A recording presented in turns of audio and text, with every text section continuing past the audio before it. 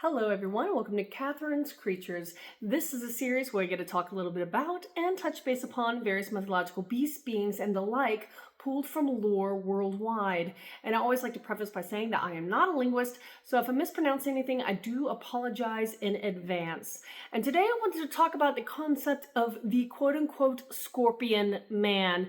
Now the scorpion man comes from the Akkadian-language and their myths that stem from ancient Mesopotamia, and I could not find for sure if there was a true pronunciation that we have discerned that would be accurate for this particular creature, so we're going to give it the more generalized scorpion man name for this purpose of this particular feature. And the scorpion man does appear in several ancient texts, including for at least Mesopotamia, some well-regarded ones. There is Gilgamesh, and then there is the Enuma Elish. Hopefully I pronounced that one correct. And I realized I need to add that one to my collection that I have upstairs. But when it comes to the Scorpion Man, you first started to actually see depictions of this particular kind of creature, entity, in the visual arts. And in these particular visualizations of this creature, you saw that it has the head, torso, and arms of a man, and the body of the scorpion. For all those who remember the movie The Scorpion King, yeah, it looks a lot like that. Now, but for the actual mythological creature that comes from Mesopotamia, it also was found in artworks that ran into ancient Iran, and only later on did it start appearing in more written works that we have access to today, or that we have discovered, or rediscovered, I should say. Now, in the Enuma Elish, I'll start with that one.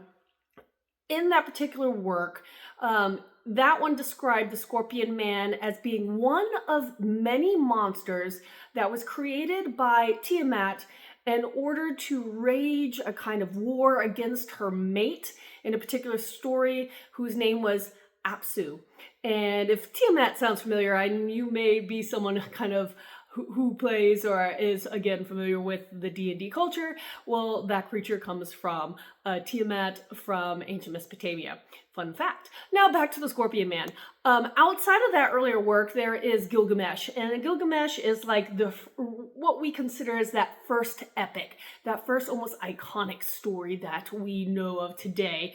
And in Gilgamesh, it was written that these kind of scorpion men were the guardians of the gates of the sun god called Shaman, hopefully I pronounced that correctly.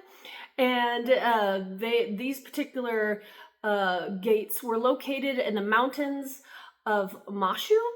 And what their pretty much job was is they opened the gates every morning for the god of the sun to go out into the world. And in the evening, when the god heads back into the darkness, into the realm of like the netherworld, they would close the gates behind them.